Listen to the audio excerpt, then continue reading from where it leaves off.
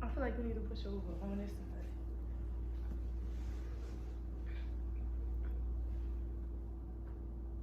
Hey y'all. You think we should play music? And we gonna be talking, huh? Okay. Alright, we'll wait for everybody to join.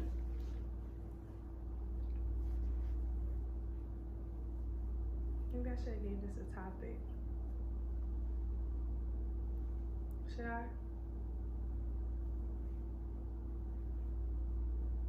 Alright. I'm gonna wait till I pick up. Or it doesn't matter because I can save it. You think they'll be bigger? Should I connect my microphone? I'm just sure.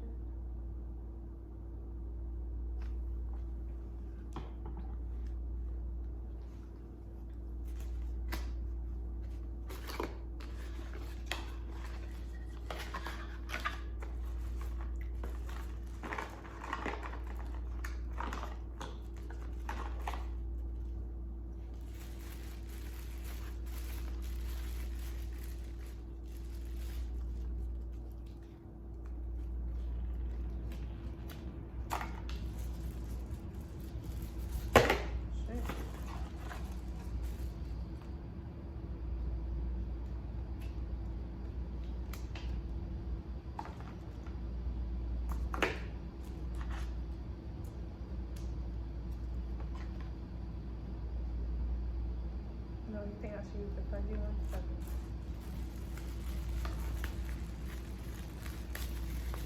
Hey y'all. Me and Kai just on here. We're gonna be talking. What?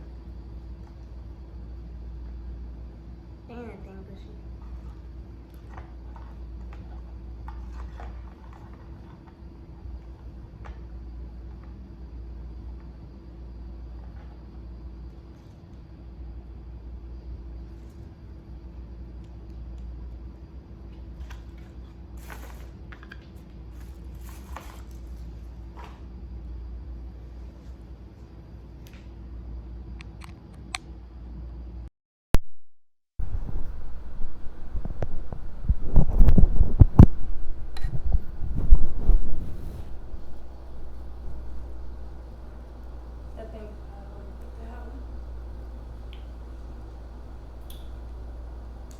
Well, me and my niece will be basically talking about generations and learning from each other, basically, like her generation of kids and my generation of adults. Basically speaking about parenting, um, everything, like about childhood stuff, about things that we grew from, things we've learned, advice that we can pass over to our friends, be it her age, my age, whatever. But I'm Minnie Myers, and this is Nakai Myers. And we're back. It's like it's our first time still. Okay, so Nakai, what you want to start with? Our first topic is boys. Boys. Yeah. I hate it. I hate it. I hate it. I hate it. And now that I'm at an age where I can speak about it from when I was her age and me being this age, like, I don't know, like, I've learned that when you're young, a guy has nothing to offer you, like, at all. And first of all, I want you to be looking at this camera, please. Up here. I'm gonna put that camera. What do you mean? Alright, so I'm gonna look at it. But first off, like, boys have, at a young age, boys have nothing to offer you. And I get it, it's kid love, kid this and that, but learning now that everything is like, when it comes to boys and stuff like that, if you don't have self-love, or if you don't have like a good head on your shoulder, if you don't think before you do things, like guys will get in your head and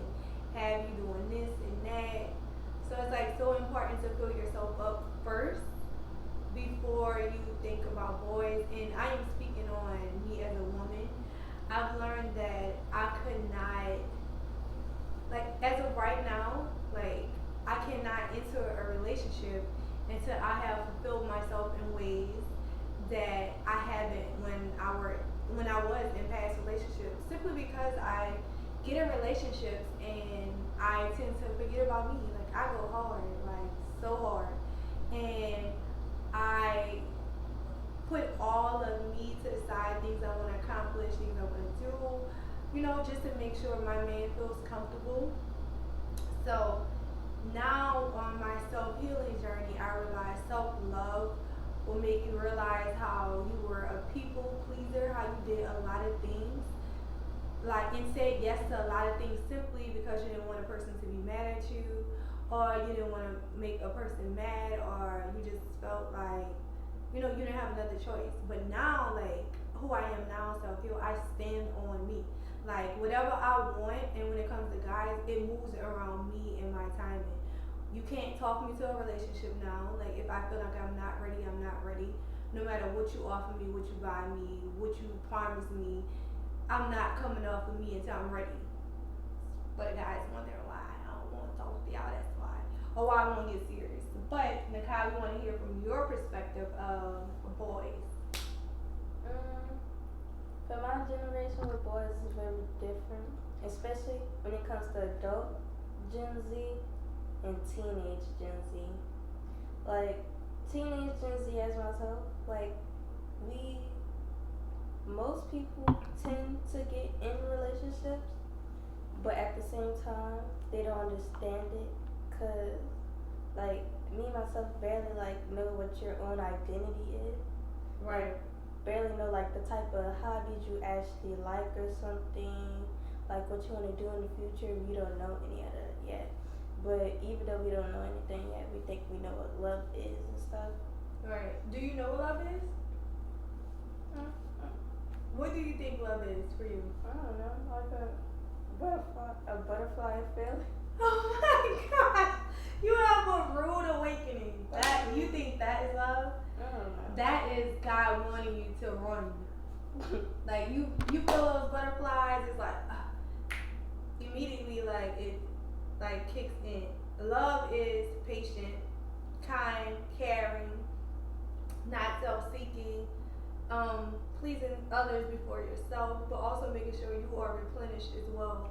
Love is not holding grudges. Love is forgiving immediately because I want to forgive you right then and there. Love is I'll kill for you. Like love is like I love you so much. Like someone does something to you, like, and I'm speaking on love on every level, not just with boys. Like my child, like someone, both of my kids, but if someone play with any of them, like I'll bury somebody for them, cause I love them that much. That's love. Like if you think about love, it goes back to Jesus. Like like he literally, like God literally gave up his only son just for us. That's how much he loved us. I couldn't see me giving up not even a piece of my kid's hair for the world. Like, you know what I'm saying? So that's love. Love is not a feeling. I want you to learn that now. Love is not butterflies. It's good, because love is not a feeling. It's all in a person's actions. It's all in a person's commitment. It's all in a person's respect. Like how they treat you, the way they speak to you, like behind closed doors and in front of people, the way they care for you. That's love. Whether it be a guy, a friend, a parent, like love is supposed to feel good, and love hurts too. You know what I'm saying? Sometimes it does, because when you're dealing with other people have to heal. That's why it's so important. If you see things in a guy that you feel like are toxic, and you speak to him about it, and he like don't take the proper steps to fix that or change it, and then it repeats itself, leave. A person that really loves you will not risk leaving you. I mean losing you. So remember that. Alright, what else about boys?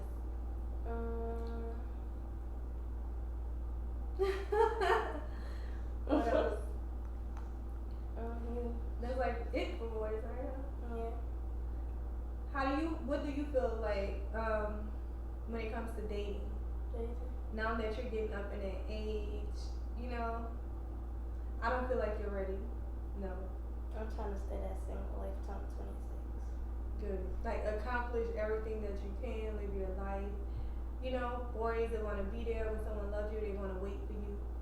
You know, if something or someone is really meant to be for you, like nothing could take that away. For me, I want to date to at least like I'm 26, cause you know my birthday, like it's literally like in the beginning of the school year. So like that means I'm gonna graduate when I'm like 18. And, Yeah. you know, like I'm still stuck on the idea of taking on psychology in the future. Really? And that's like 6 years. So then like 6 years later, that's like 24. But I want to have like the years to myself. Girl, come on. Oh, I pray to God that just manifests and that stays in your heart, your mind forever in the name of Jesus. Oh, that's beautiful. At 14, that's fine. Nah, that's fine because I ain't even had that in mind. Like that's fine.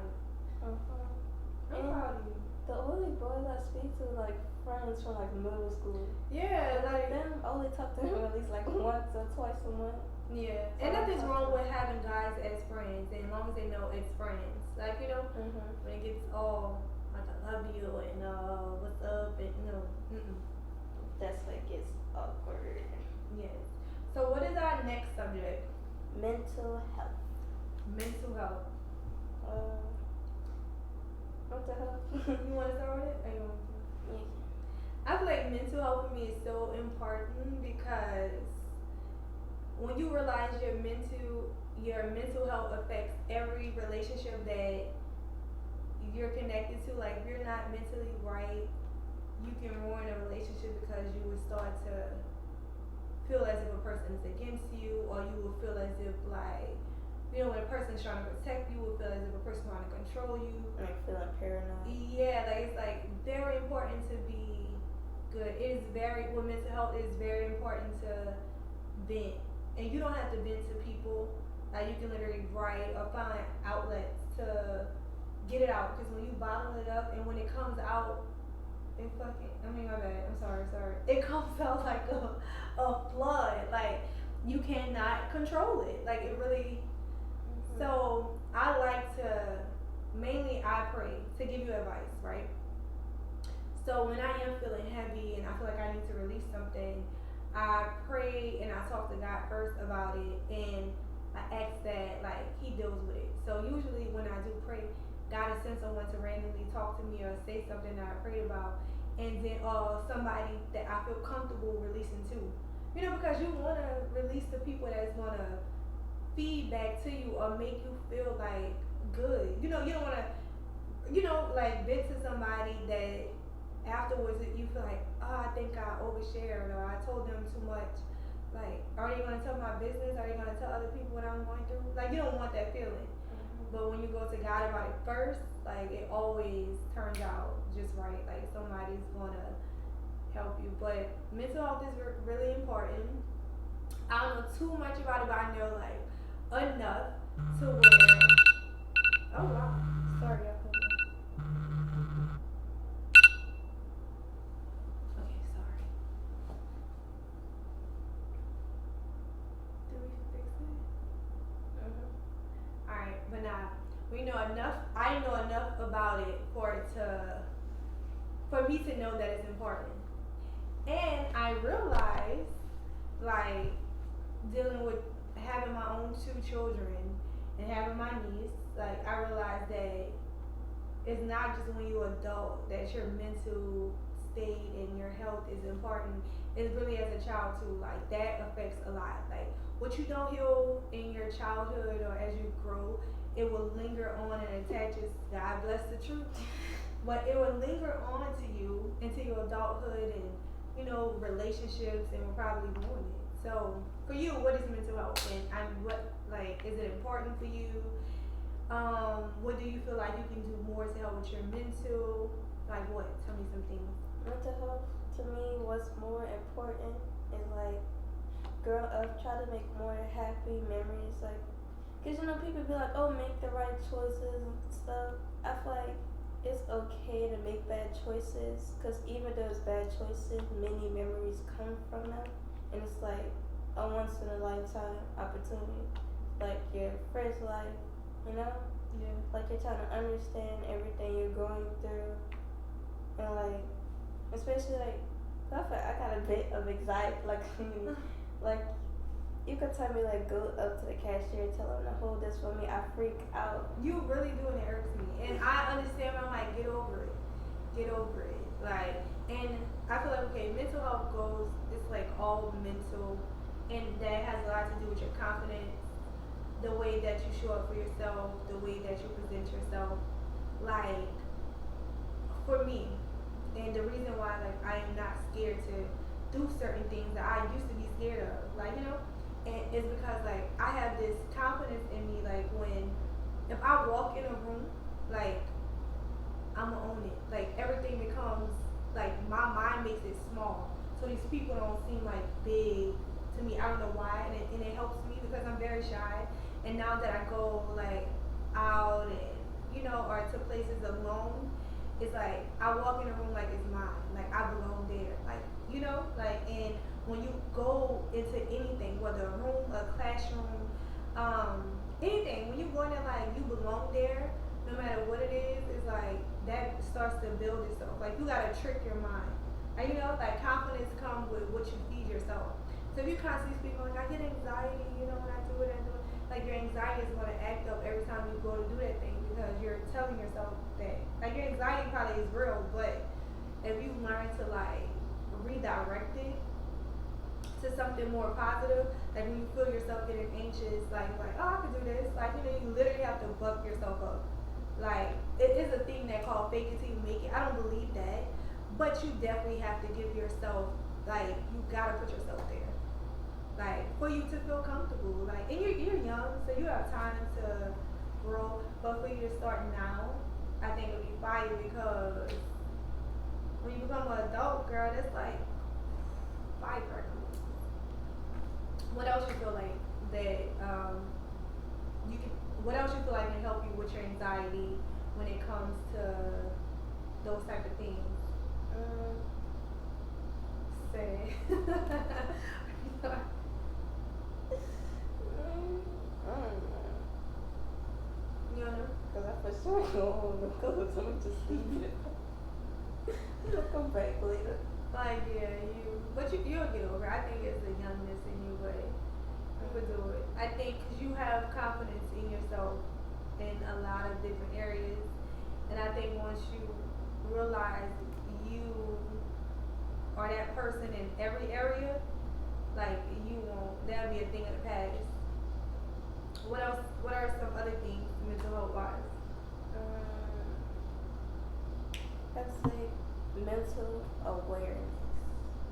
When, like, I think people think because of like your age, you shouldn't have this, even if they do have something. Like, say if someone had like depression or something, they're like, oh, you're too young to have that. Nothing even happened to you or anything or stuff like that. And I feel like age shouldn't matter on like basic, like like age shouldn't matter just because something happened and caused you to be that way. Like It shouldn't. like so you mean I have to be like 30 to be kept to like panic attack? No, like, and I definitely and strongly agree with you with that because depression, anxiety, it has no age. Like, it has no age limit. It comes and goes at any time. So, like, yeah, I definitely agree with that. You definitely can have depression at any age. And, okay, so, even, okay, say for instance, with depression, how would you feel like you can, if you were ever depressed or in like that state, how do you feel like you can come up out of it? And how would you help a friend that was in it as well? Depends. Because some people need to be in that state for a certain amount of time before they actually come out of it. Yeah, true. But to help a friend, like, probably like, ask them like try and keep it a bit secretive, but like ask them like what's their favorite restaurant and stuff. End up like taking them on like a self-care day or something. Like taking them out to eat, like going to like their favorite like store, Like for my friend, I did that before. Like we went out to eat before. Went to like Barnes and Nobles, bought books and comics. Went to the mall. And That was like sweet. even got like boba tea and stuff.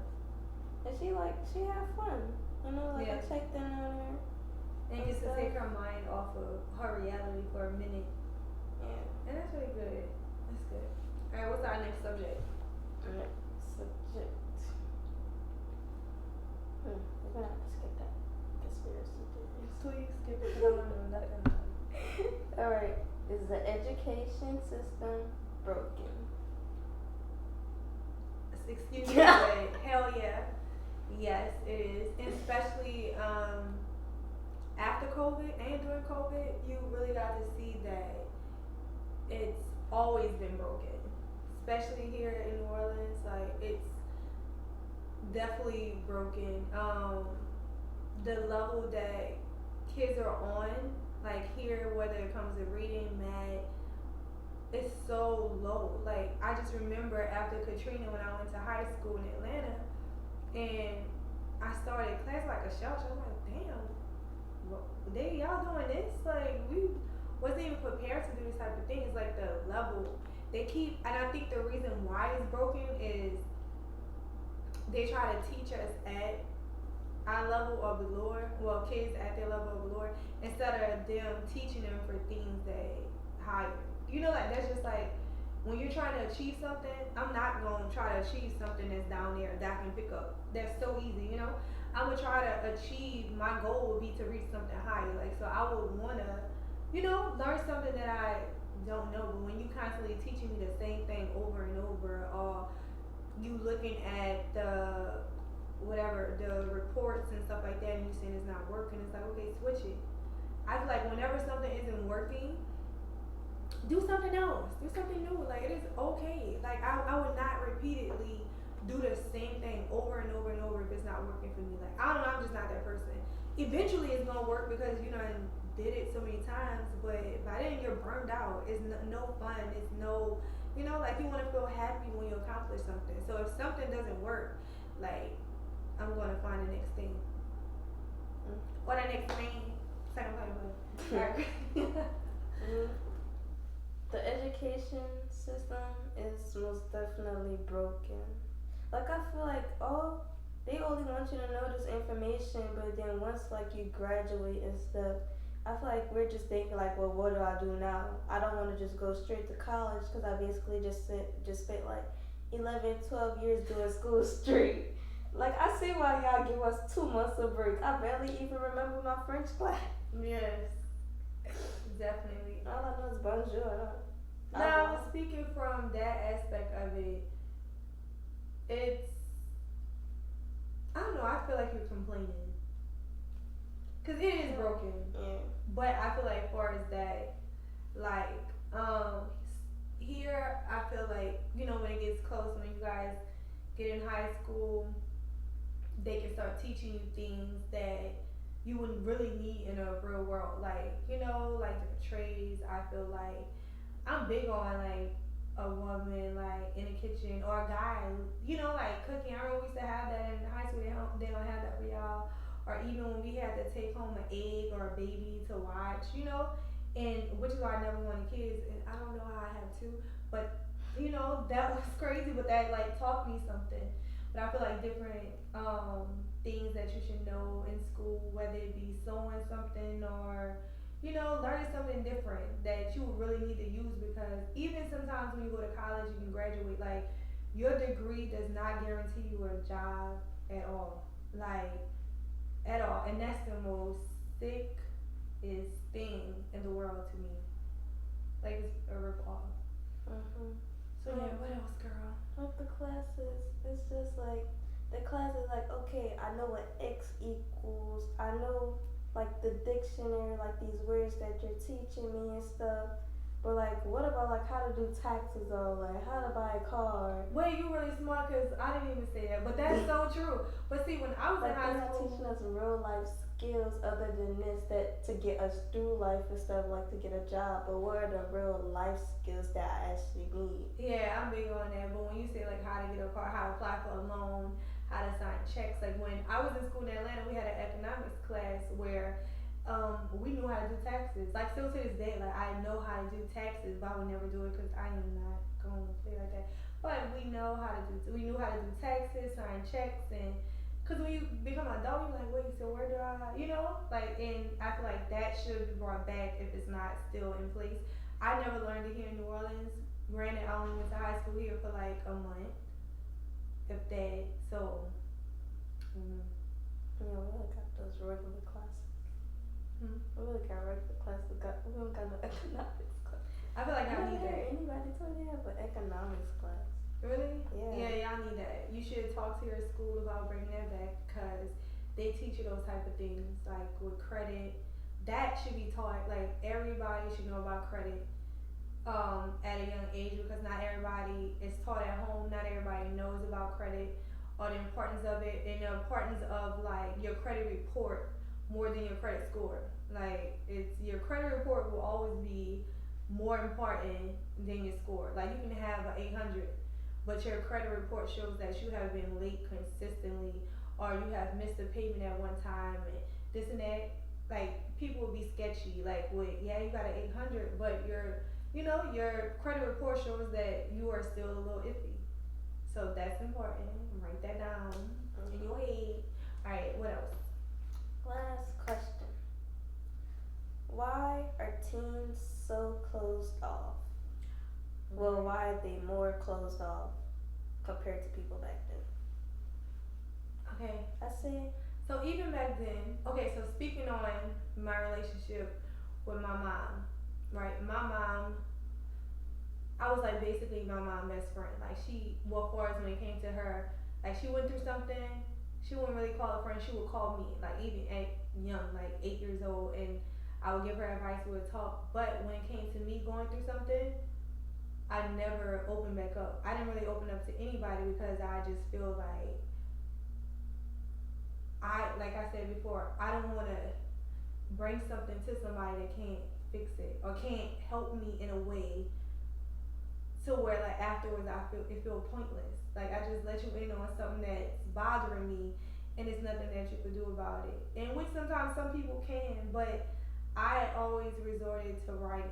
I think that's why I was like a little bit closed off or even when I left certain relationships and I went through like crazy things, I never told my family until I was out of it. I think that comes with pride or whatever. A lot of pride, like having pride and being very prideful, will keep you closed off. And I feel like as a mother, with my daughter, like I try not to come off to her as this perfect person or this perfect parent or this girl that once did everything the right way. Like I try to go back in my past and let her know like I make mistakes. Like and making mistakes does not make you a bad person. Like it actually gives you character.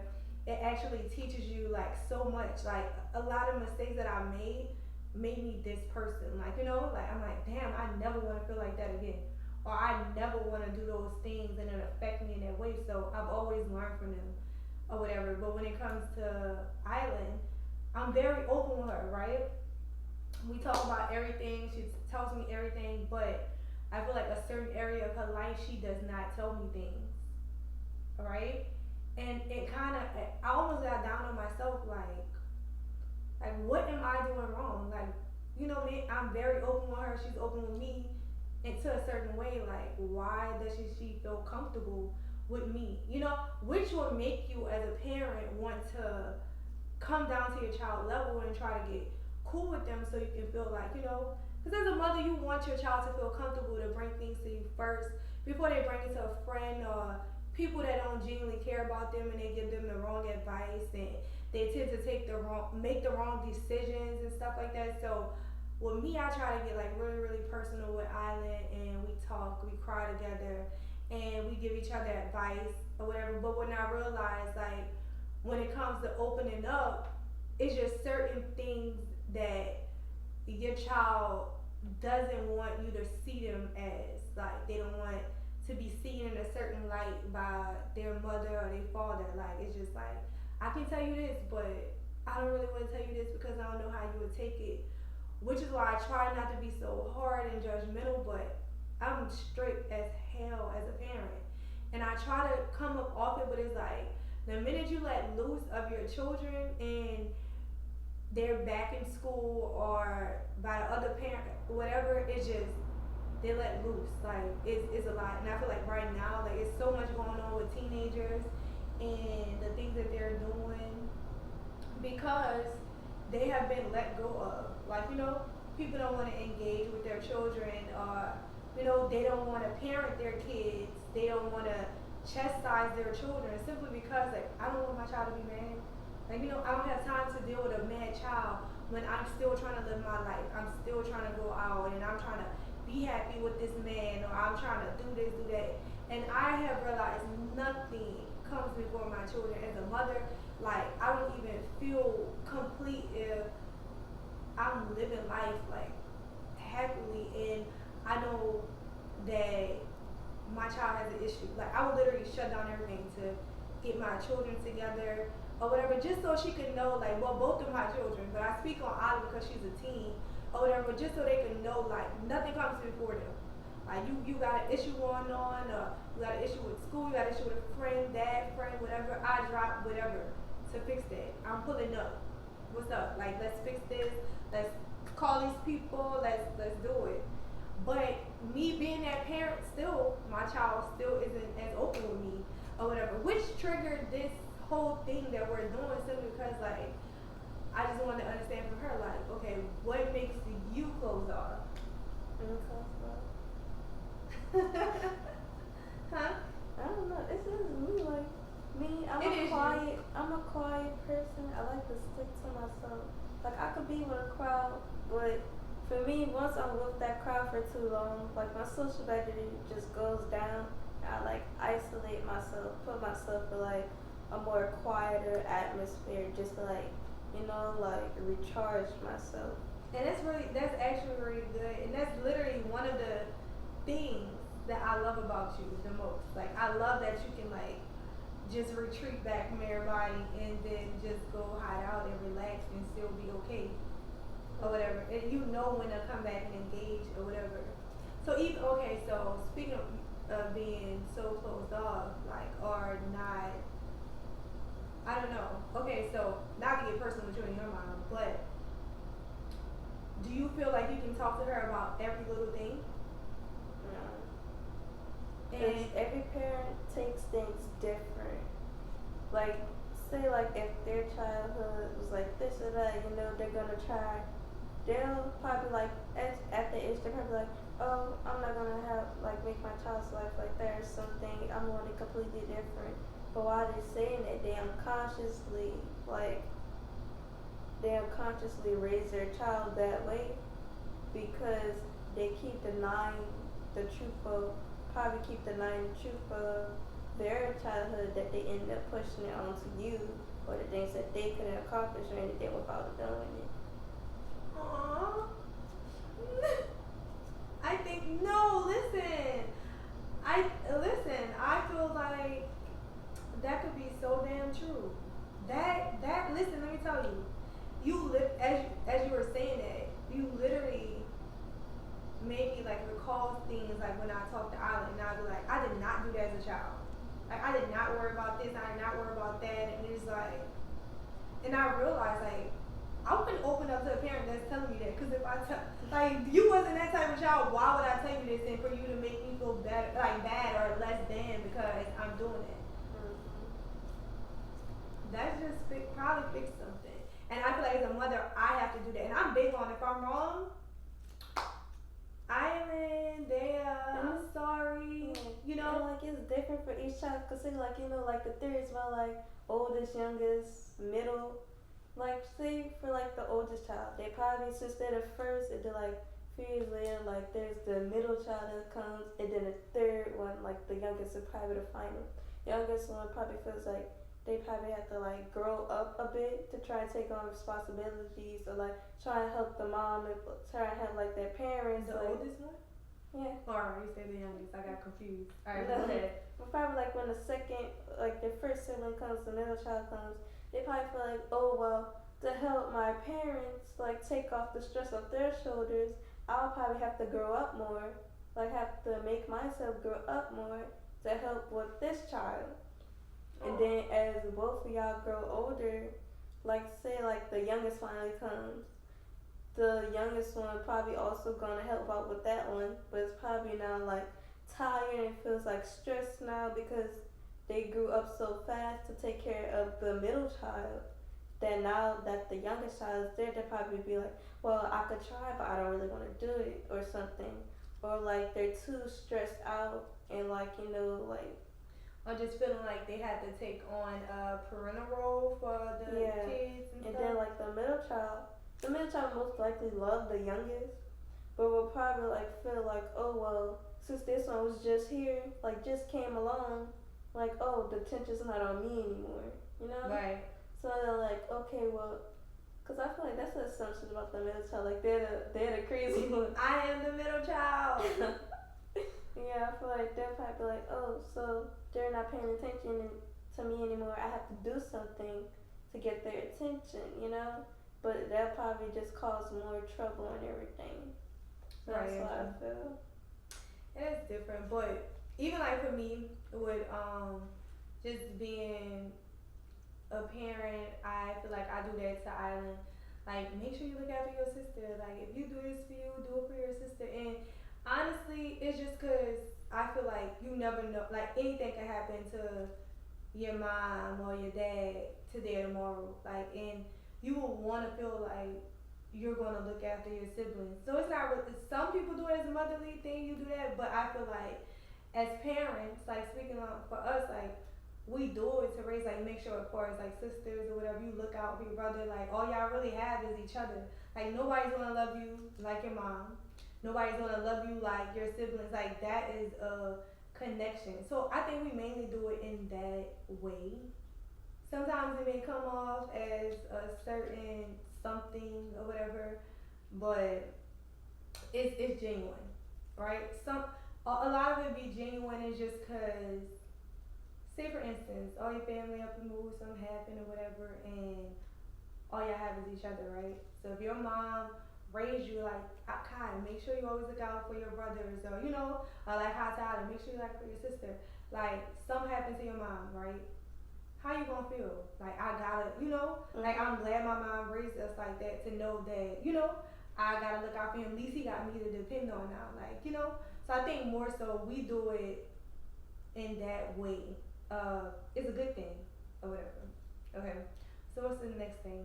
That was the last one. We did say we wasn't gonna talk about zodiac, so we can talk about zodiac signs. Zodiac signs. Okay.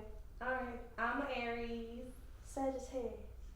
She's a Sagittarius, and we actually best friend signs, like, or whatever. So I think that's why we like cool up close. I don't know, but my Aries sign, I'm like, sometimes when I'm mad, I'm hot headed. I'm very controlling in a way, or whatever. Like I want my way, but I'm also very loving. I'm protective. I would do anything for my family. But I know when to say no, this and that. And you're Sagittarius, how you are? Sagittarius, they like, people say like, oh, the confident and everything. Me, nothing. How do you feel about a Sagittarius? Not what people say. Yeah. Me, feel like they're calm, sophisticated. My grandma is Sagittarius and she's very sophisticated. Come on, yeah. Oh. I don't know. Yeah. But I feel like they're calm, sophisticated, intelligent, and very like. Very intelligent. Very like more intellectual stuff like that. And they are. She is. Yeah. Sagittarius are good people. They're fun. They're very loving. They're talented. They got a side to them though. When they're kind of wrong, it's like hard for them to be like, oh my bad, or okay. They'll just drop it. And it's like, be as loud as you was when you thought I was wrong. Like you being wrong. Like dang. But this is, you done?